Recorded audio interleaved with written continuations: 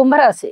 కుంభరాశి వారికి పంచమ స్థానంలో ఉన్నటువంటి గురువు గారు కానీ, అలాగే దశమ స్థానంలో ఉన్నటువంటి చంద్రుడు కానీ చాలా చక్కటి ఫలితాలను ఇస్తూ ఉన్నారు.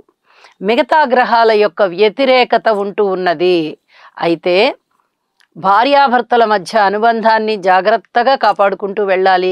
ఎక్కడ కలహాలకి తావు ఇవ్వవద్దు. పబ్లిక్ రిలేషన్స్ విషయంలో కూడా చాలా జాగ్రత్తగా ఉండాలి. పితృవంశ దోషాలు కూడా కనిపిస్తూ ఉన్నాయి. ఈ పితృవంశ దోషాలకు సంబంధించి కూడా మీకు జన్మజాతకంలో కూడా ఇలాంటి గ్రహస్థితి రవి రాహు దృష్టులు ఉన్నా కలిసి ఉన్నా మీరు పితృవంశ దోష పరిహారాలు చేసుకొని ఉన్నట్లయితే ఇప్పుడు స్తోత్ర పారాయణాలు చేసుకోండి. అలా చేసుకొని లేకపోయినట్లయితే ఇప్పుడు అయినా పితృవంశ దోష నివారణ చేసుకోండి. ఇది చాలా చాలా చెప్పదగినటువంటి సూచన అని చెప్పి తెలియచేస్తూ ఉన్నాను.